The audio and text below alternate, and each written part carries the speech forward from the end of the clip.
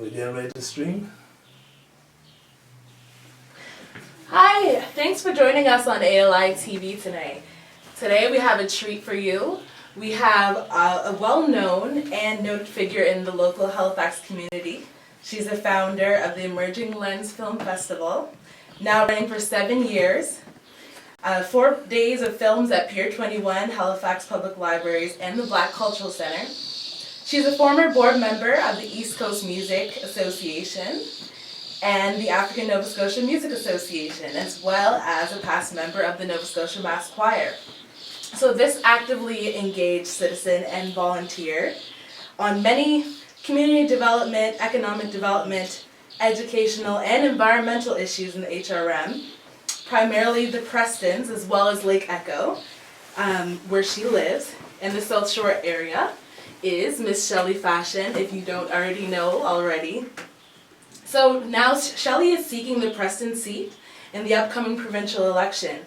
And she's here this evening with us, as you see live, to talk with us on ALI TV about why she wants to represent the constituents of Preston in the Nova Scotia Legislative Assembly. So thank you, Shelley, for joining us. You're welcome. Thanks for having me. Welcome to ALI TV. So as I've mentioned, these are only a few highlights, if you can believe that, of Miss Shelley Fashan's extensive record in the Halifax community. So I want to ask you first, what made you decide to step forward to be a candidate in this year's election?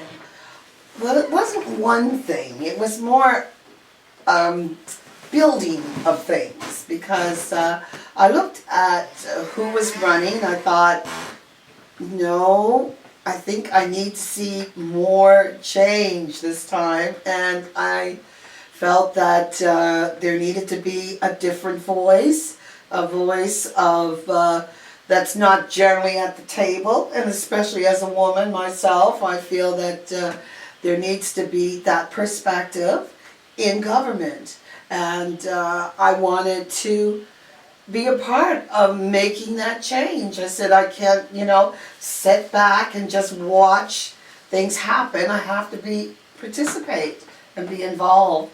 Also, like you said, I've served in my community a number of years, and as Lindell would say, forever. But he'd say, in a good forever. Right. So to me, this is just an evolution, the next step of service, because I believe I can contribute to the whole province in terms of serving and representing Nova Scotia, and particularly the African Nova Scotian community. And let me ask you then, so in your many years of working with folks in the community, what do you believe are the main issues for voters in your riding?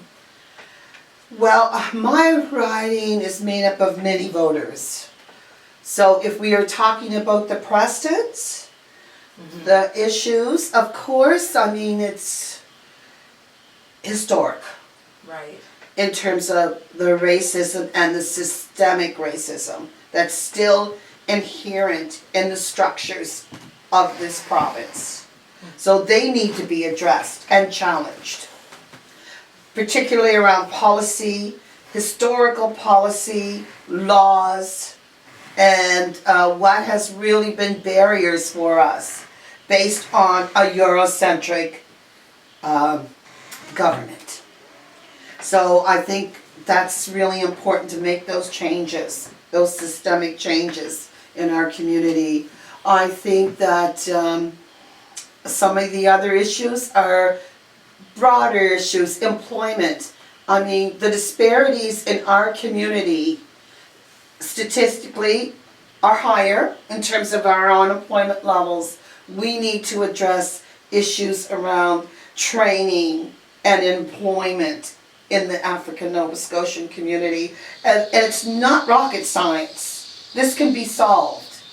I think also I myself, as a black woman, I feel there needs to be work around where we are situated. I mean, I'm very involved in culture and our cultural identity. Right. And in my mind's eye, we're not part of that multicultural community. We are our own unique group, our own African unique Nova Scotians? community. That's right.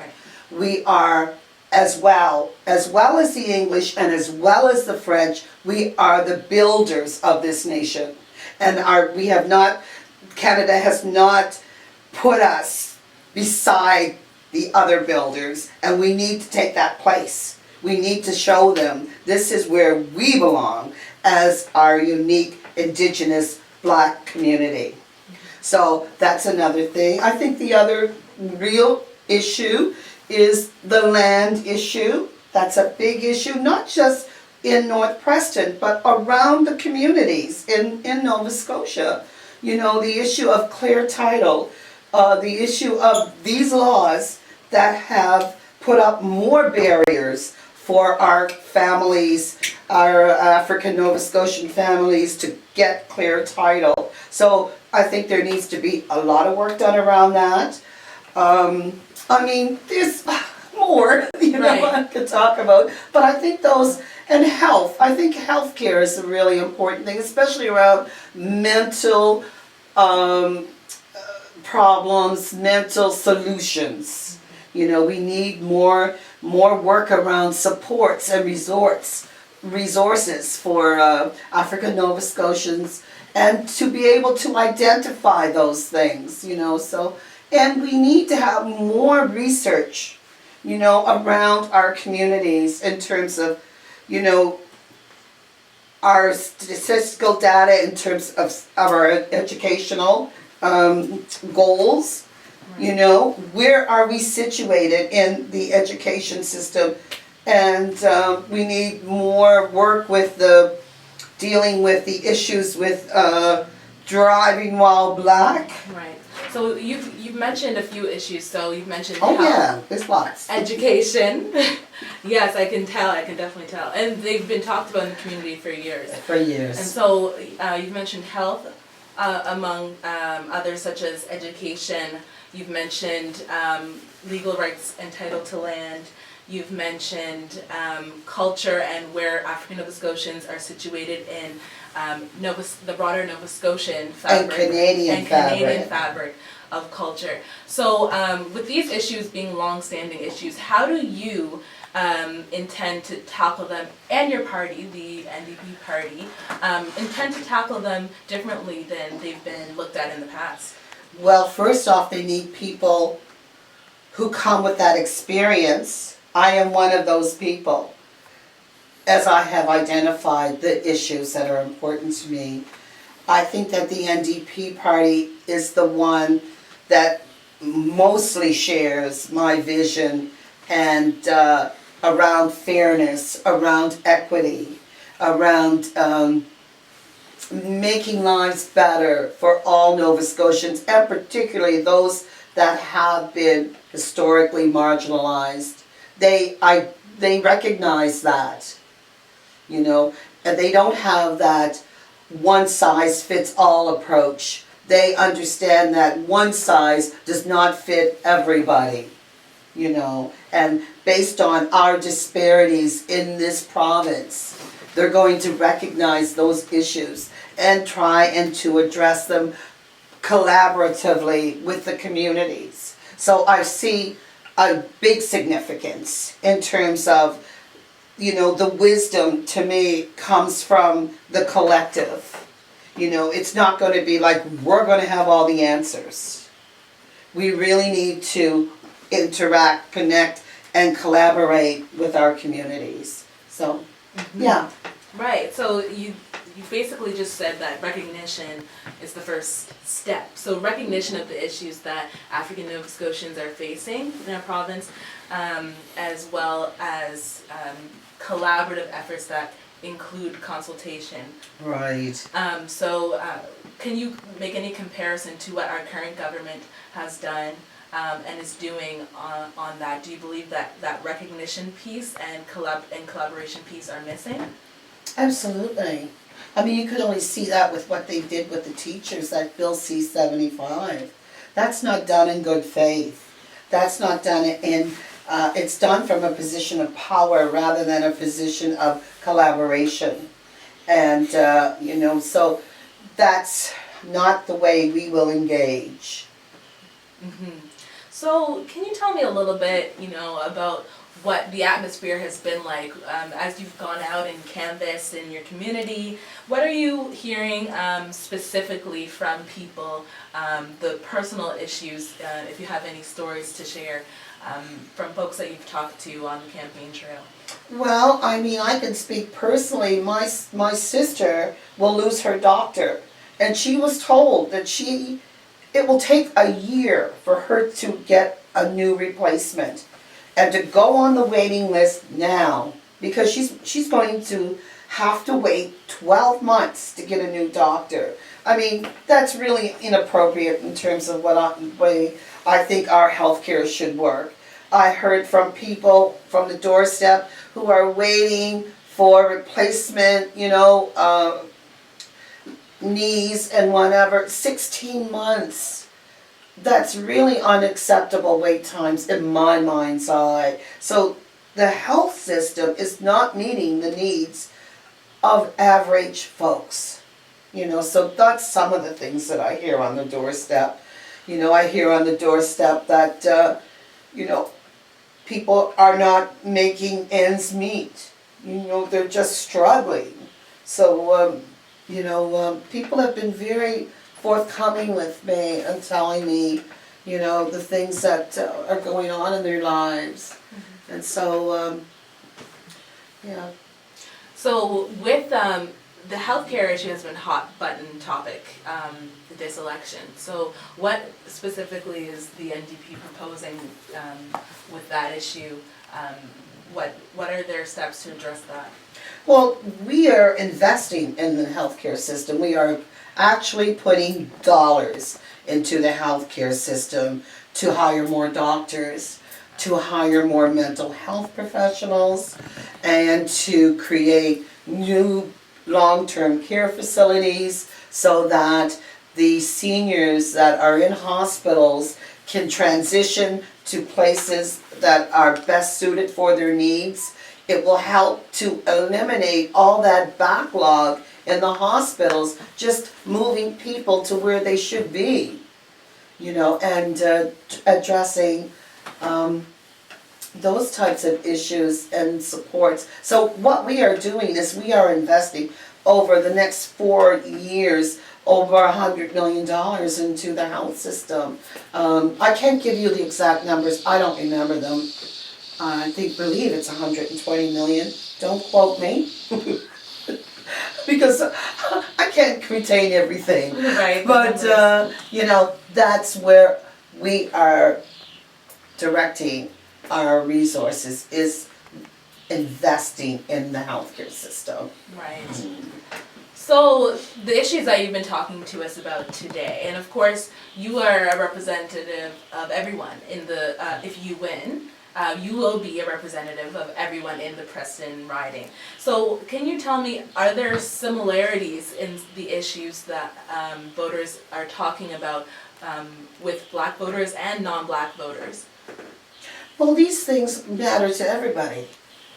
Healthcare, and the people that I'm talking to at the door, they're not necessarily black people.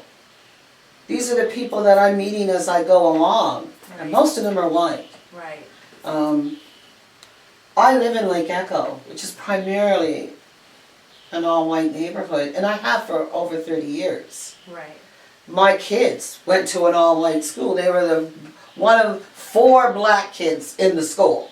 So that connection is also a part of who I am. Right. So I don't see that separation really. I see who I am as a human being, and I identify as black, but I live in a much broader world, and we can't get away from that. It's not like in the States where you got this millions of people in one area and the millions of people. It's not like that. We work, we grow, we laugh, we sing, we pray, we do everything, all within that mosaic You know, so me identifying these other things has nothing to do with that mosaic. It's a part of it. Right, of course. Now, with that said, of course, the Preston riding was created in 1993 with part of the intentions around that was the hope that it would increase the chance for Nova Scotia's largest Indigenous Black community, which is the Preston community, to elect a Black representative to serve in the legislature. So, so far we've had 2 Blacks elected in the past, and that is Dr. Wayne Adams and Yvonne Atwell for our listeners if they are unsure of that. And both of them only served 1 term. So since then, no other Black representatives have been elected. What do you think is going on with that, even though many have tried? No, there was a boundary change that happened later.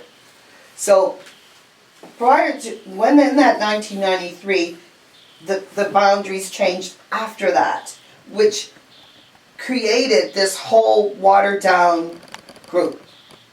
And so when you have a small vulnerable community that's not protected, we get swallowed up.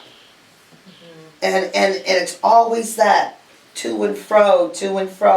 And then, I mean, you only need to look to see elsewhere. In Ontario, you know, what was the name of that community? I can't remember the name of the community, but it's like Pac-Man, little pieces of us get chopped up until there's hardly anything recognizable. Okay. Because when you are this small, you are always vulnerable. The impact of, you know, encroachment is much more devastating than, you know, other communities. We are fighting to keep our identity alive every day. So that's what's happened. That's what happened. That power shift happened once that boundary change was made. And it's hard to get it back. It's hard to get it back. I mean, you know, others have run before. I think, who has run before? Dwayne Prevost ran. Andre Kane. Right. Alistair Johnson, Oh, okay. I believe, was another that ran. And so, with that boundary change then, which made it larger, am I guessing? Yes. That made the riding larger. So can you see a direct shift in amongst the people that you're talking to? Like, have they expressed a feeling that things have changed since that boundary changed? I don't know. We haven't really discussed that. Right, so Yeah. might that be something to discuss in the future, going back to the former boundaries?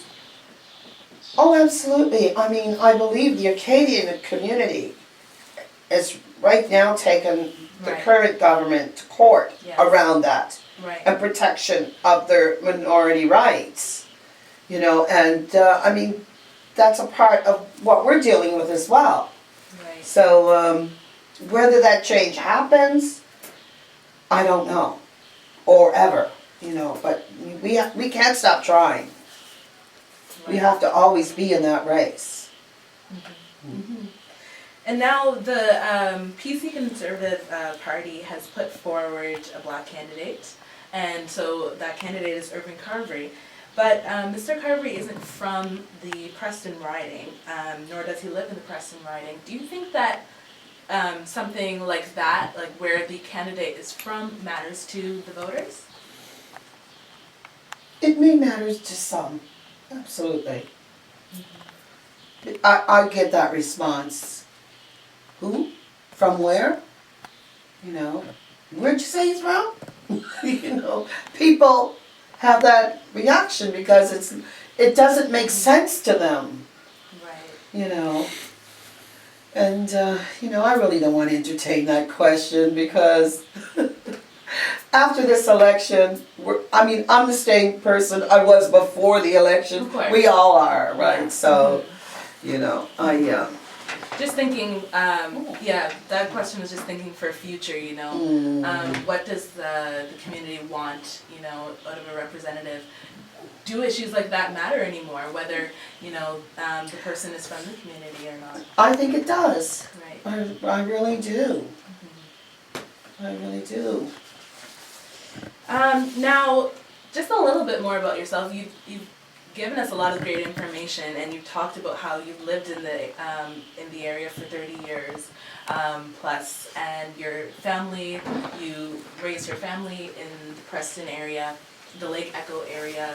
Can you just tell me a little bit more about how you personally connect to your community that you're representing? Well, I connect in all kinds of different ways. I'm from Cherrybrook, and you know, I have, those are my roots. Those are my mother's roots, my grandfather's roots, his father's roots, you know. So I can go back 4 generations that I know of, and but there's more. There's more. Okay. There are linkages. So Tell us about that. I think, well, on my grandfather's side, his people came in 1859. Yeah, but on my grandmother's side, it was the black loyalists that came, you know, the late 1700s. So I can also trace that as well. So I mean, I'm connected to the Preston Township. Cherrybrook is a part of the Preston Township, historically. That's what it was called, you know. And so we're all connected. You know, I have relatives in North Preston and East Preston, and land my grandfather's father owned in East Preston, you know. So who we are is part of that land. Who we are, you know, so. And what do you feel that the community of the historic Preston riding has contributed to Nova Scotia? Like I said, we were nation builders. I mean, our people are the ones that built those roads. Those roads and all that brick down in historic properties, that's all black masons and stone people.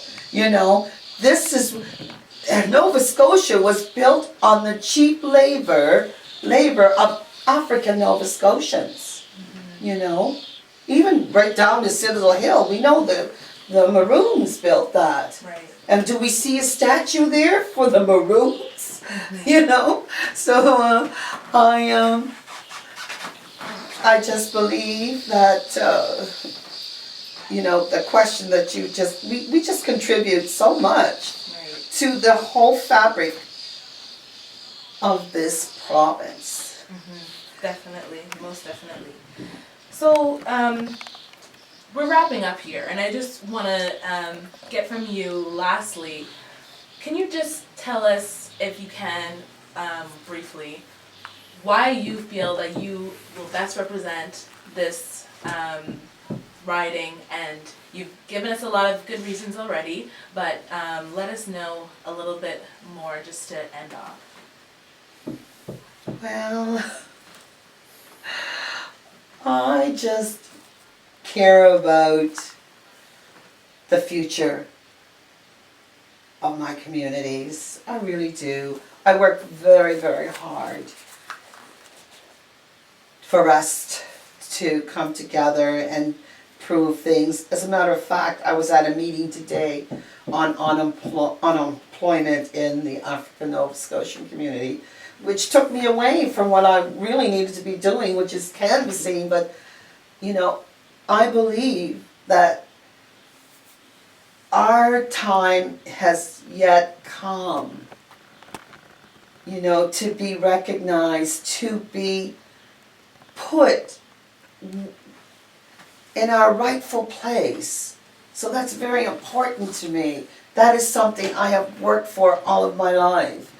Our cultural identity as you know, I've worked with so many young artists to ensure that their stories live on and what they do and how. So I think that I am someone who's very hopeful, and I am someone that sees a really great future. Yeah. Well, we want to thank you once again for coming to speak with us on ALI TV. And so, to our viewers that are watching right now, you know, the most important thing is, no matter what party you feel that you want to support, is to get out and vote. Our community That's right. needs to be out there voting, and I'm sure that you would have the same message to our viewers, especially young people.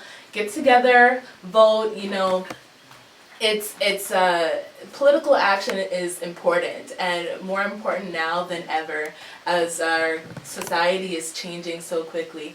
And so young people have a voice in that. Get together with your friends, make it something fun, have a party. So let's do that and make it a challenge from us to you at ALI TV. Let's make a change in our communities. Thank you once again for watching, and you can catch us on our Facebook page if you want to share this video. It's it's facebook.com/Africentric television. So look out for that, and we will see you next time.